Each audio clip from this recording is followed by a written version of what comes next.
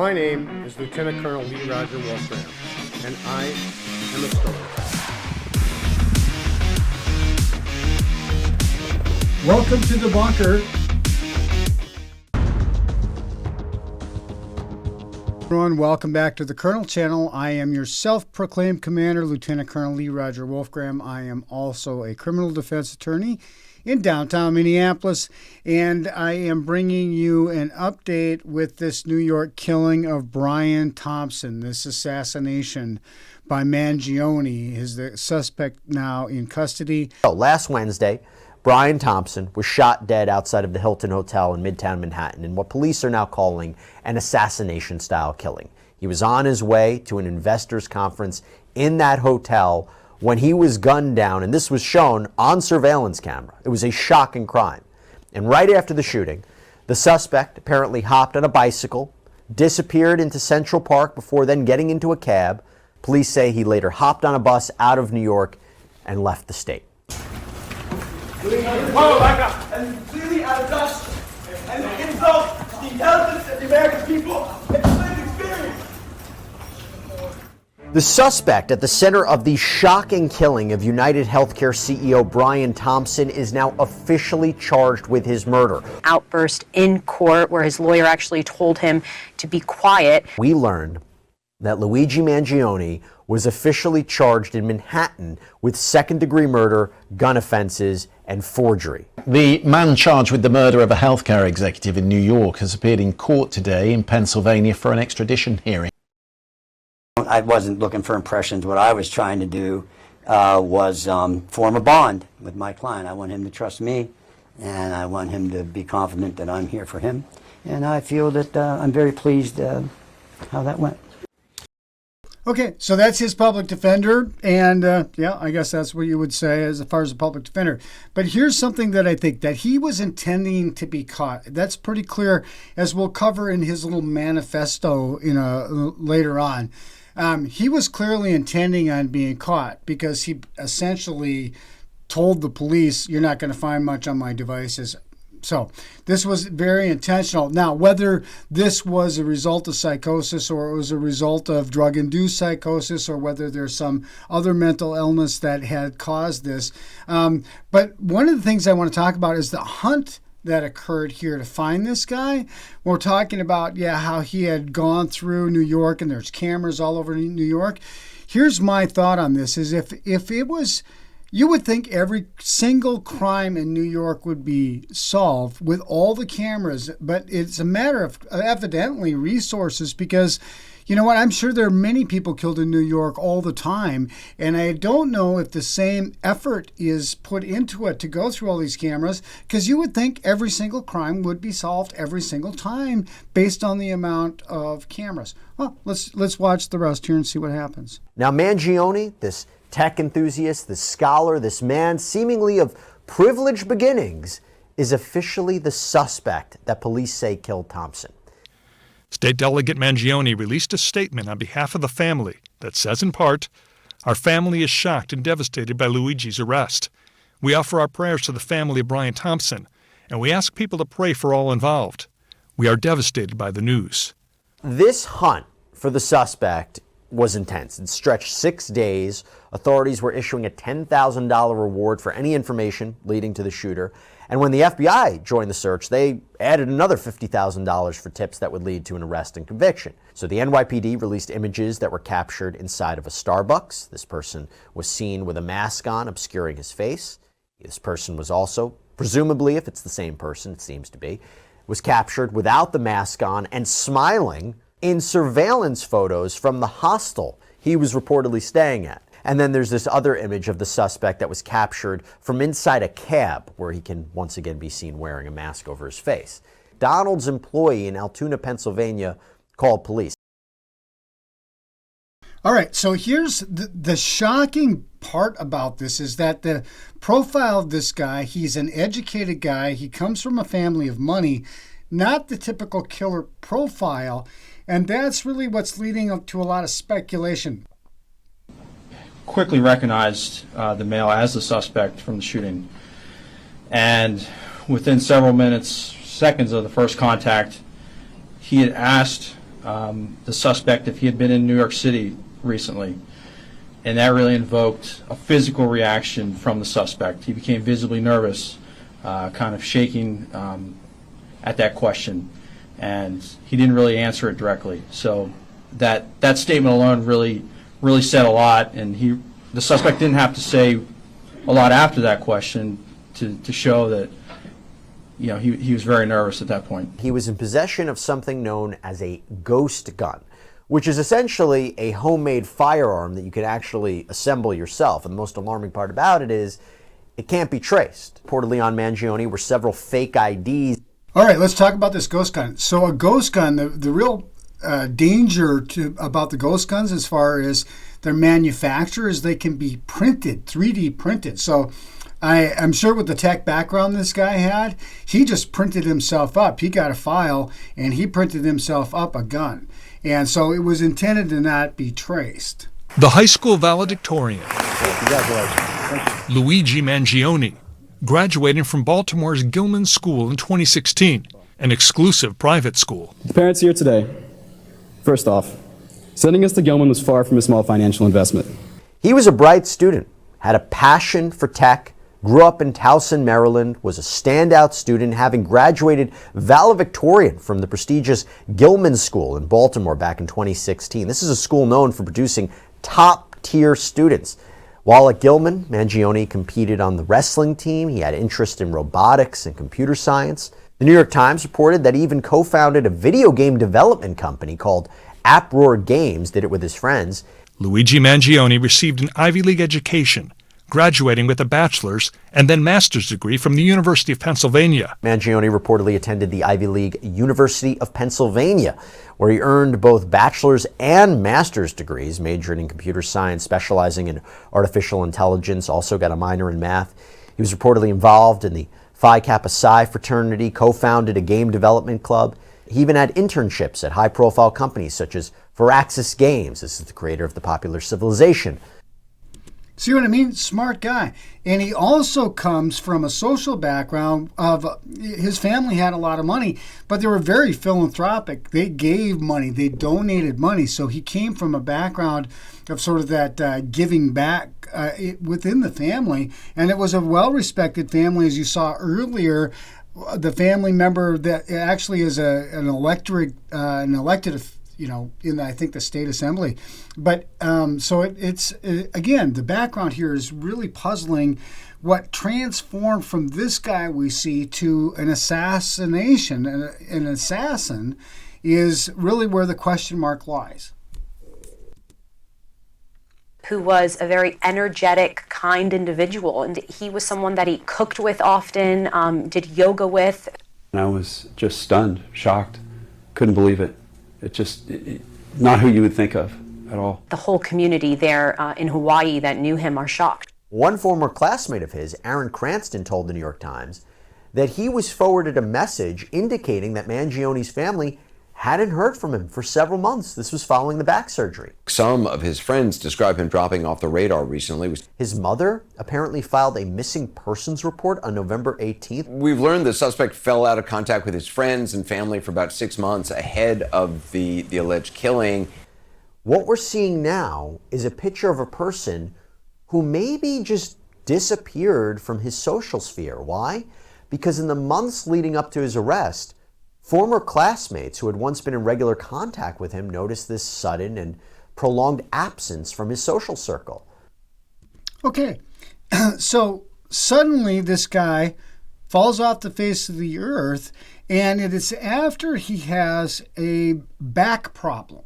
So I think that's where potentially the link here is with the healthcare, is there's some connection between his back problem, the healthcare, and then either a psychosis, a schizophrenia, that onset, or something there that allowed him to coincidentally get involved, I think, in some ideas that could be considered to be pretty violent ideas exposed online. Murder suspect Mangione had a family with plenty of money. Mangione's family is very well established in the Baltimore area. And Mangione, by all accounts, he was raised in privilege with a very promising future. But what's confusing is he's not a man without means. His grandfather had owned a country club and a nursing home, among other things. He went to a private school and then on to Ivy League. Now, on the civic side, Mangione's grandmother, Mary Mangione, was a well-known benefactor who supported various cultural and charitable causes throughout Baltimore. She was a patron of the arts, particularly the Baltimore Opera Company and the Walters Art Museum, where she became a trustee. Mangione's cousin, Nino Mangione, serves as a Republican representative in Baltimore County's District 42A. Well, they donated money for the pools, the swimming center at Loyola University. It bears their name. That's a huge amount of donating to get that. Okay, so here's where I think the defense is going to go. This is my prediction. I think because there's been such a dramatic change in what he was prior to this period before he disappeared to everyone, and the shock is that there is going to be some mental illness component to this, whether or not he is now competent to stand trial. But I don't think there's any question that he knew what he was doing was wrong, which is another sort of prong of a insanity plea. Because of the clear planning and deliberate nature of this thing, that isn't going to work.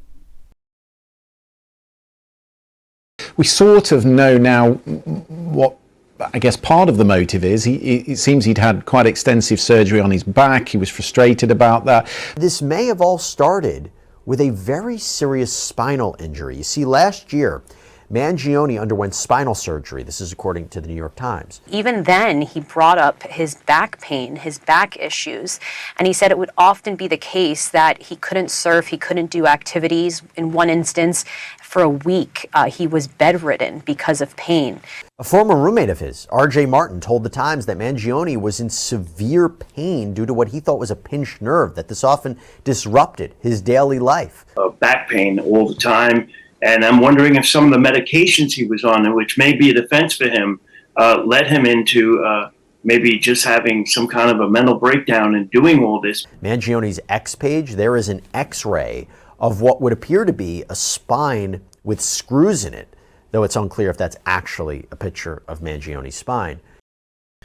Okay, with all of that, somehow that transformation led to this assassination, and he intended to be captured. As we'll cover here, I actually have his manifesto, what he wrote to police, where he basically tells police, look, you're not going to find anything here. Here's why I did it. I did it alone. We'll cover that.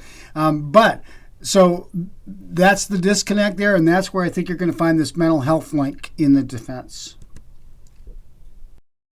Chilling words tonight from what a law enforcement source says were pages of notes in a spiral-bound notebook made by murder suspect Luigi Mangione, who's now awaiting extradition from Pennsylvania in the murder of United Healthcare CEO Brian Thompson. Quoted it as saying, "These parasites had it coming, and I do apologize for any strife and trauma, but it had to be done." Still had in his rucksack this 3D printed weapon, the same false ID, some kind of manifesto or explainer as to why he was doing what he's done. In one passage, again, according to our source who was briefed on the matter, Mangione muses about what could be better than to, quote, kill the CEO at his own bean counting conference. Now, earlier today, his attorney was asked about Mangione's state of mind at the moment.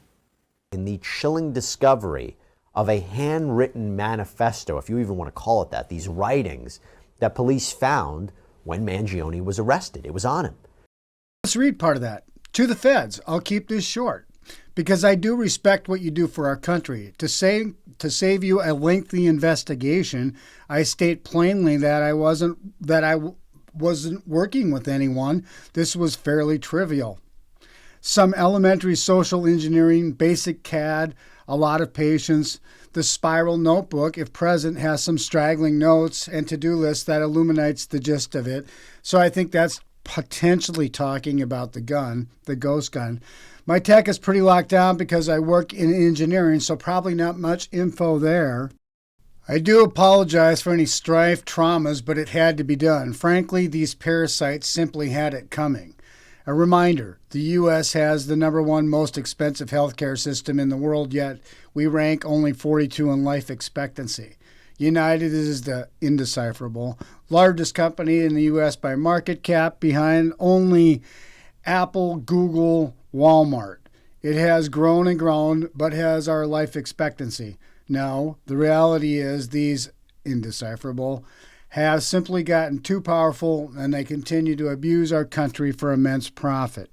Because the American public has allowed them to get away with it. Obviously, the problem is more complex, but I do not have space. And frankly, I do not pretend to be the most qualified person to lay out the full argument. But many have illuminated the corruption and greed, e.g. Rosenthal Moore, decades ago, and the problems simply remain.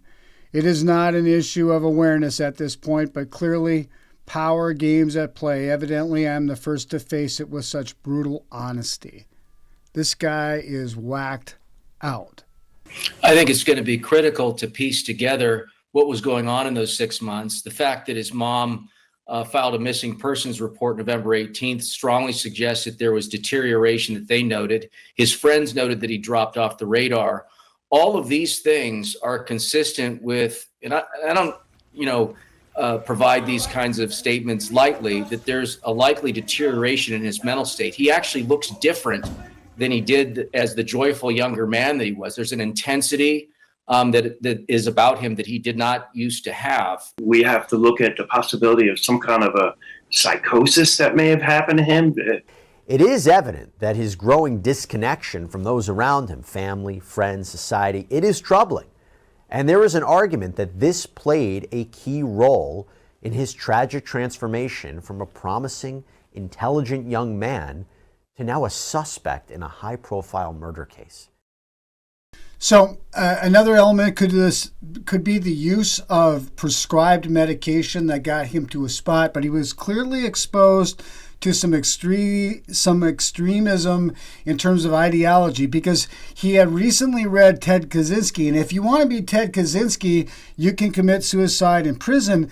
What I think is interesting timing-wise that has yet to be determined is Ted Kaczynski committed suicide last year. So it'll be interesting to see the timeline of the change here in this case. So my view with regard to this coincidental exposure to Ted Kaczynski's writings.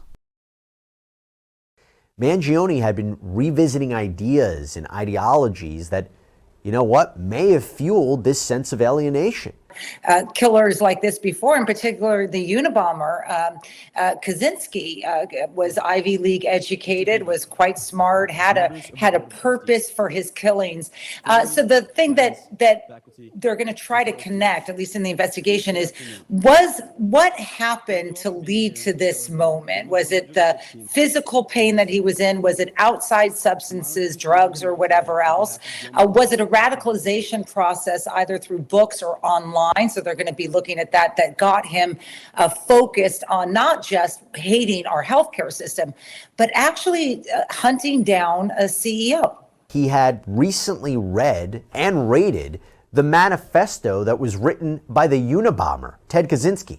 And then immersing himself in the materials in books that he was reading, Deny, Defend, Delay, or some variant of that, and a couple of other books, as well as his identification with Ted Kaczynski, who was mentioned by our other esteemed guest here, that led him to justify those other statements that were in that alleged manifesto of the parasites had it coming, and then ultimately to prepare, which is, these are the steps that a person goes through to ultimately do and involve themselves in this kind of targeted violence. This account, presuming it's Mangione, praised the manifesto, saying, clearly written by a mathematics prodigy, it's simply impossible to ignore how prescient many of the predictions about modern society turned out. The clear ties between Kaczynski and this case in terms of creating a narrative that the killing isn't just a killing, it's a killing for a purpose. That purpose then elevates the person, right? So they become some sort of cult leader. And remember, Kaczynski also had followers like this. We didn't have the internet or social media, but he had a lot of people who were kind of into him. And we see that now. From philosopher J. Krishnamurti, it is no measure of health to be well adjusted to a profoundly sick society. So this could be interpreted as a descent into ideological extremism. This case is looking more and more like a young man, misguided, trying to be like a Robin Hood figure, thinking he's saving the world, when in fact it was a terrible waste of his life and a man that he killed, all for a difference of an opinion, basically. We'll see. That seems to be very planned and very deliberate. And I think that's also why any kind of a mental health defense is going to have some real issue there when it comes to whether or not he had the knowledge that whether it was right or wrong. I mean, the whole thing was obviously to deceive and to conceal. So that's not going to work. And then the question becomes is, how did he get that way? Is there some schizophrenia or something else going here? But you know what? Unlike Kaczynski, who the Unabomber was facing the death penalty, and his plea deal essentially was, look, I'll plead guilty and then I don't get the death penalty. Well, in New York, there's not even a death penalty. So I think this thing is going to trial. I think he's still nuts, and I think he's going to go and he's going to try to make this a public platform. And that's what all the controversy is about, is because the discussion comes up about healthcare because of this assassination. The prosecution is going to simply say also, hey, he was able to plan and do all this calm, cool, and collectively, and then try to lie to the police. He was quite capable of planning this all out. It's going to show that he was in a capable state of mind. He went through all the troubles to do all this, even put a silencer on. So I think it's going to hurt his defense as well, as far as, hey, you know, if this is just somebody that's in a psychosis and really doesn't know what they're doing and literally went mad and did this. But there's just so many things that he did plan, did get right, and what seems to be an intricate escape plan, you know, going through Pennsylvania and then what I believe is maybe filtering himself down into Maryland, because he's right above the Maryland border, and maybe going back to places where he knows in Maryland. And so here's the big controversy. It's alarming that people are coming out in defense of sort of this position. There's even people that are putting together apparently a fund, and it's because how terrible this is bringing light to this issue with healthcare, and they need to remain divided. But that's the real controversy, and I'm sure this video alone, comment below, I'm sure you'll see this video is very divisive when it comes to a healthcare discussion versus justification for murder. And that's really what it is. And my position is there is no justification for murder. No justification for murder in any way, shape, or form. And I think this guy, he's given us a gift here, because he's basically fessed up to all of it. He's going to end up, just like Kaczynski, he's going to end up dead in prison, and that's where he absolutely belongs. And if anybody else has these kind of ideas, that's if they make it that far, because this is going to change things. But guess what? They're also going to end up dead and in prison, and unlikely to carry through with this anymore like this, because the world has just changed as a result of this for the better in terms of security that people are going to be taking to watch out for crazy shit like this. In New York, the reason he's charged with second-degree murder, not first-degree murder, second-degree murder is just an intentional killing of another person. And the reason it's not first degree is because first degree is a little bit more specific, like the victim had to have been a certain kind of person, a police officer, a firefighter. The killing had to happen maybe in a prison. There are different specific categories, and it doesn't seem at this point that first degree murder applies. But listen, second degree murder can carry 15 to 25 years to life in prison.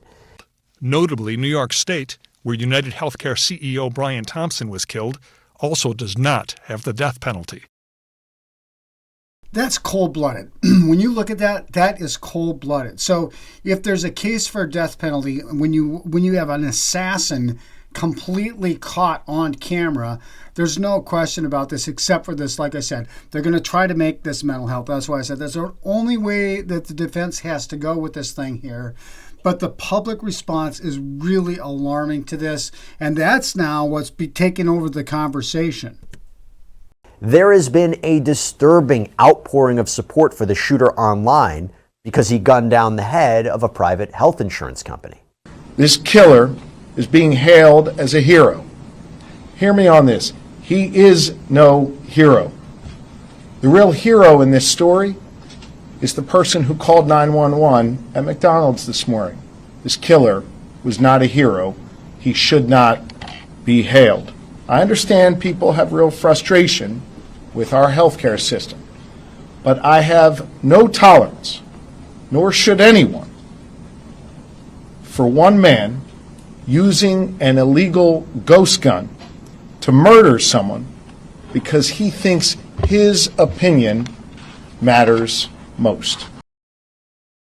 Until the next time, this is From the Bunker, Lieutenant Colonel Wolfgram, Wolf 6, out here.